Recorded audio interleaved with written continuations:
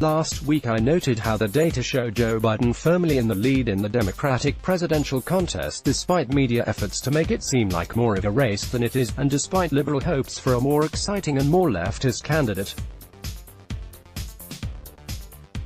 Today, I want to offer comparable real talk to Republicans ahead of 2020. A real talk is this: things aren't looking good, and the best thing supporters of Donald Trump can do to help their guy in the party is see this moment clearly and work on him to alter his trajectory. The first harbinger of Republican doom comes from the House. This year marked the first time since 2010 that GOP members of the House found themselves in the minority due to the gigantic Democratic victory in the midterm elections. Since most Republicans in the House were elected when the GOP was in the majority, this year marks the first time they have had to suffer the uniquely bitter day-to-day existence of being almost completely powerless. As a result, they're dropping like flies. As of this moment, 13 Republicans have announced their intention to retire from the House, as compared to 3 Democrats. This is due in part to their hopelessness about recapturing the majority in 2020. But it's also surely about prudently abandoning a Republican ship captained by Trump that they think is about to scuttle itself on the rocks. Most striking, perhaps, is that 5 of the 13 are from Texas, which has gone Republican in every presidential election since 1980. Trump scored only 52% of the vote there in 2016, the worst such showing since Bob Dole got 49% in 1996. Meanwhile, in 2018, Democrat Beto O'Rourke stunned the political world by coming within 2.6 percentage points of Republican Ted Cruz in the Senate race. All this suggests growing Republican weakness not only in the Lone Star State but in the country at large.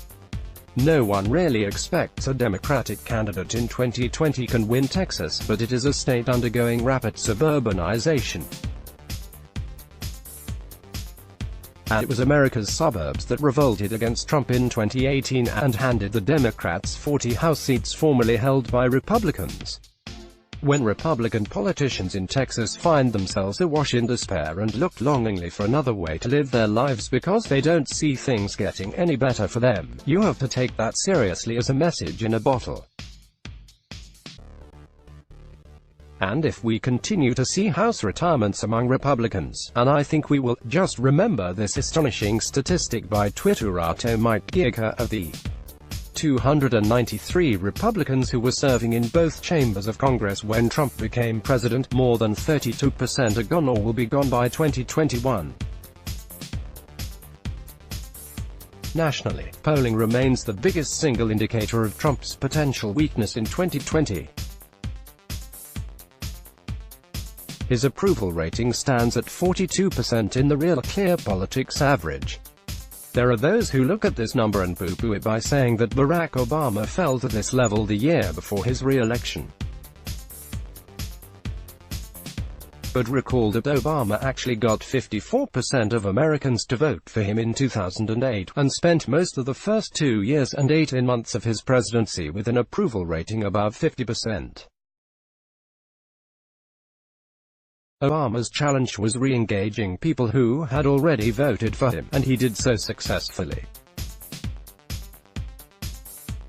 Trump. After his first week, his approval high watermark in the RCP average came on May 12, 2019, when he reached 45%. That's a percentage point lower than his actual vote total. He hasn't expanded his voter base either. Even if Trump manages to get everyone back who voted for him the first time, given population trends and the fact that Democrats know down to the block level where they need to go to get votes in the 3 states that gave Trump the presidency, that won't be enough to win him a second term. True, we're more than a year away from the election, and the Democrats haven't picked a nominee yet. A lot can happen. But the point here is that whatever Trump is doing is not working, or not working well enough. You're not supposed to think such things if you are a Trump supporter, because it suggests you're not a loyal passenger on the Trump train. Yet the only thing that will cause Trump to shift course to a more successful outcome is the sense that his supporters are losing heart and that his cause is losing its potency. It's simple war logic. If you don't understand the balance of forces arrayed against you, you lose. jpodharris@gmail.com. Share this. Let's block ads. Why?